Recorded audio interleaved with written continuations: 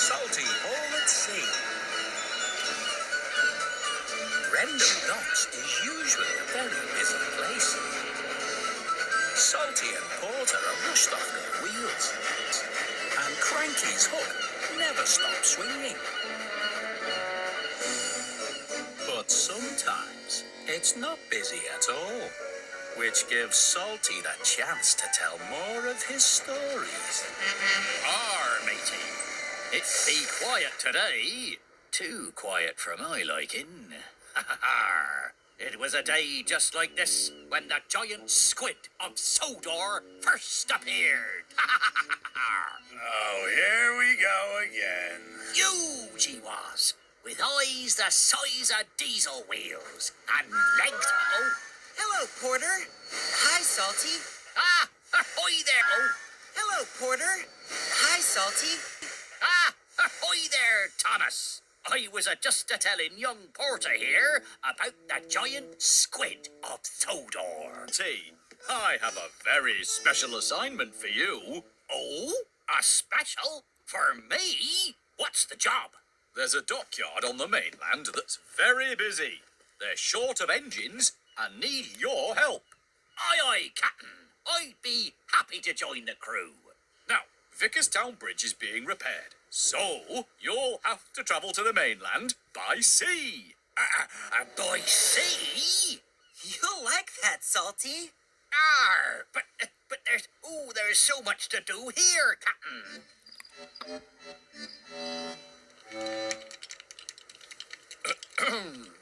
It could get busy any second. Well, I'm sure Porter can cope. Yes, but... Stop that! We're waiting for Edward to take us to Wellsworth. See how busy I am? Busy. I'm sorry, Salty, but it's already agreed. It's much busier on the mainland than it is here. Oh. Right, Cranky, I understand this ship is heading to the mainland. Get ready to haul Salty aboard. With pleasure. Where is Salty? Oh, Salty? Oh. What's the game, Salty? He looks scared. Quiet back there.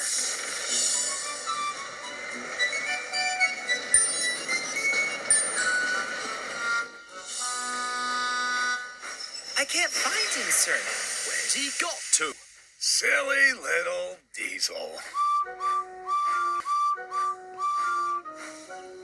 Hello, everyone. Hey, where are my cars? Not so fast, Salty! Slow down! Where are you taking us? To Wellsworth, of course.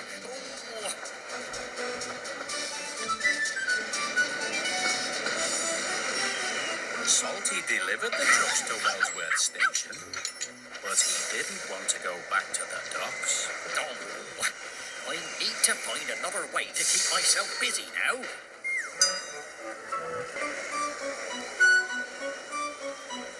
Aha!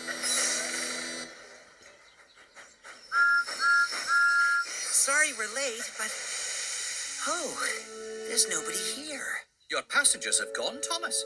Gone? But where did they go? Salty was taking Thomas's passengers to Knapford in an old coach he'd found in the yard. Thomas hurried to catch up.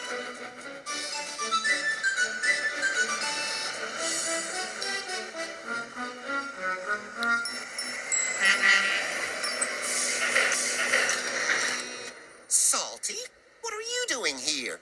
Shouldn't you be shunting cars at the docks? Yeah, not carrying passengers.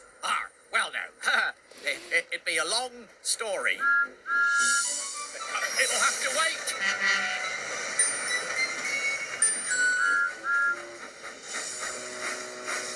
Have either of you seen Salty?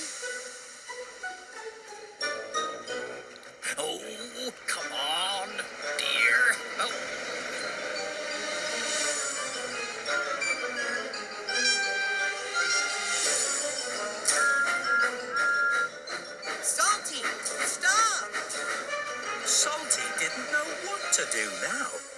he knew he didn't want to go back to the docks. Salty! Salty? Salty? What are you doing hiding here? Sir Topham Hatt chose you for a special job on the mainland. I thought you'd be happy. But it's the getting to the mainland that's the problem. But you must have been to sea before. Hundreds of times. Yeah, you see, the thing is, I've never been on a ship before. You've never been on a ship? No. There's diabolical dangers at sea, Thomas. Giant squids, terrifying sea snakes, razor-toothed sea monsters. Oh! Are you sure all those stories are true? Oh, sure, I'm sure. You hears all manner of terrifying tales down at the docks, Thomas. But didn't you make up some of those stories, Salty? Well, I may have tinkered with the odd tale or two, but that's half the fun of telling them. Remember the time you scared us all with that story you made up about the flatbeds of fear? Yeah. The flatbeds of fear. And what about the monster of Brendam? Oh, I'd forgotten that one. Then there was the Phantom Break Van.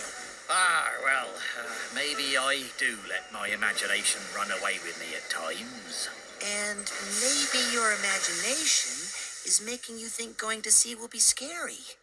I'm sure a little voyage to the mainland can't be that bad, Salty. By the next morning, Salty had made his way back to Brendam Docks and let Cranky load him onto the ship. Well done, Salty. Work hard on the mainland, and we'll see you soon. Oh, I'm not sure about this. Nothing to be scared of. Nothing to be scared of. Nothing to be scared of. Ah! Bon voyage! Have a wonderful trip! Nothing to be scared of. No squids, no snakes, no razor-toothed sea monsters. No, nothing. This ain't so bad. Maybe life on the ocean wave ain't so scary after all.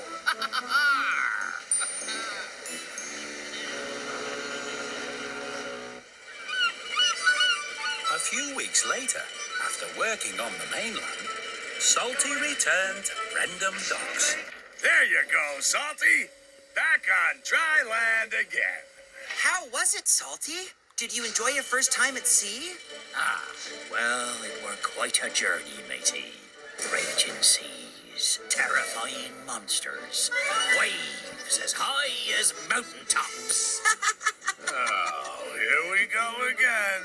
Sharks the size of ships, whirlpools of doom, not to mention the engine-eating octopus. Oh, yeah! Surprise. The winter holiday season is always special on the island of Sodor. There are presents and prizes and prizes and gifts and surprises for everyone. One snowy day, Edward and Thomas were at Brendam Docks. Thomas was shunting cars of brightly wrapped presents. Oh my, Thomas. The winter holiday season is my favorite time of the year. It's mine too, Edward. Just then, Salty trundled over. Hello, me hearties. Oh, that's a fine load of presents you have there. Everyone a surprise. That's right, Salty. Now I must hurry to deliver them to Knapford Station. They must be there in time for the children's party. Salty, do you like presents and parties? Salty smiled. Oh, I don't have time for presents and parties, me hearty. I love a good story, me. That's all I need. Salty chugged away cheerfully. Edward wished worried. I'm sure a good story isn't all Salty needs. Salty needs a winter holiday present. I will find him one at once. Victor will have something for Salty. And Edward huffed happily away to the steamworks. Victor and Kevin were there. Hello, Victor. Hello, Kevin. I've come to find a winter holiday present for Salty. Well, that's a very good idea, Edward. Chuff around until you find something special for Salty. Thank you, Victor. Then Edward saw Rosie. She was shining and smiling with a bright new coat of paint. An idea flew into Edward's funnel. I will take Salty a pot of bright paint. So Edward chuffed cheerfully back to the docks and to Salty. Salty, I've brought you a happy winter holiday present. It's a pot of bright green paint. Now you can be as green as a Christmas tree. Salty was surprised. Oh, shiver me timbers, Edward. I've a story about green paint. Tell me, Salty. Well, once long ago, there was no red paint on the island. So, them's in charge painted me green. But then, no one could find me, because they were all still a-looking for a red engine. So, you see, I could never be painted green again. But I thank ye, Edward, for your kindness. Edward's firebox fizzed. That was a good story. Salty chuckled. I likes a good story, me. So Edward clickety-clacked back along the track to the steamworks. Victor was surprised. Salty didn't want to be green. I must find him another present. Kevin beamed. I have one for you, Edward. Follow me. Kevin held high the fancy funnel. Edward wished, worried. Salty's a diesel, Kevin. He doesn't need a funnel.